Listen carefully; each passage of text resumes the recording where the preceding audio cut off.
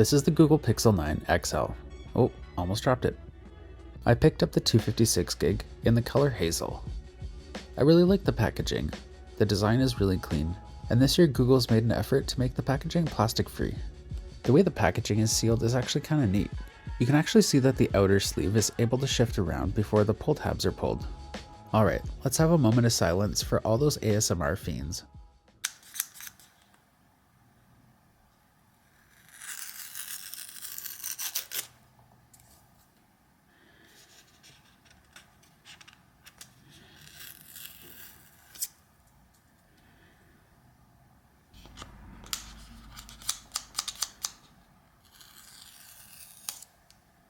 Alright, next up, let's get this outer sleeve off of here, which seems to be a little trickier than I expected. Let's keep trying. Okay, honestly, I'm seriously struggling with this. Shouldn't this just kind of slide off? Okay, there we go. Get out of here. So like I said, Google made an effort to make their packaging plastic free. It's really clean, has an interesting texture, and a simple design on the outside showcasing the design of the phone. Here's the phone, and yeah, that's really nice. Inside the lid is where the instructions are kept. Let's take a look at those. So yeah, inside the sleeve here, you have what looks to be the SIM ejector in Google's traditional circle shape. You also have a QR code here that leads you to Google support. I've used them before, and they're great. But you're here to see the phone. There we go. That's a bit more centered. So the phone design is striking. You can see the camera visor here sticking out from all the wrapping. And under the phone is a charging cable, USB-C to C. Here's just a closer look at the recycled material of the box. You can see speckles here from other colored papers. Okay, I've teased you enough. Let's get to looking at the phone, which is wrapped in recycled paper. At the bottom here, you're seeing that there's the charging port, the SIM ejector. Up at the top, you have the volume buttons and the power button. And showing here that the fingerprint sensor is on there, which has been upgraded this year. So hopefully it's much better, because the last Pixel I had was the Pixel 7.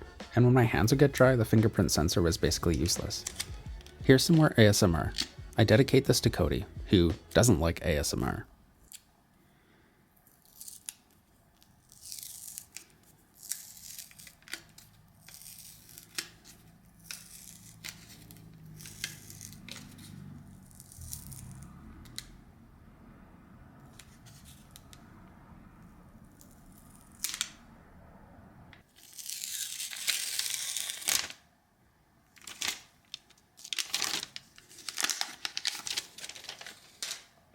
Okay, that's done. If you're like Cody and you don't like ASMR, go to the comments and say, I'm with Cody. Now let's talk about how beautiful this phone is. I really like how the color Hazel looks. Definitely giving me iPhone 15 Pro natural color. Here's a look at the side with the volume button and the power button. The other side with nothing, just some signal bands. The top with the millimeter wave antenna and a microphone. And here's the bottom with a speaker, the charging port, the band, the mic, and SIM tray. And a quick look from the side of the camera bump. The buttons feel great and sound like this. Let's turn on the phone and get it set up, and take some more time to admire it while we're doing that. It feels great in the hand, and I'd say it's really well balanced. I really like the Hazel finish of this phone. And the camera bump reminds me of the Nexus 6P, which was a phenomenal phone. Alright, it's time to get the fingerprint set up. If you've used a Pixel phone since the Pixel 6, then this will be a familiar process. The Pixel 9 has a new ultrasonic fingerprint sensor, which is just way better and more reliable. Alright, let's test it out. That worked good. Let's try it again. Also good.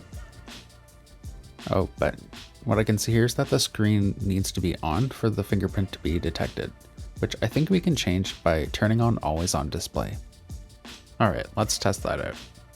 Okay, so we can see we have a little fingerprint logo at the bottom of the screen there. And yeah, it works without you having to fully wake the screen. You know what? It seems like Google has built the best Pixel phone ever. And with RCS coming in the fall, I'm gonna have a super hard time not ditching my iPhone.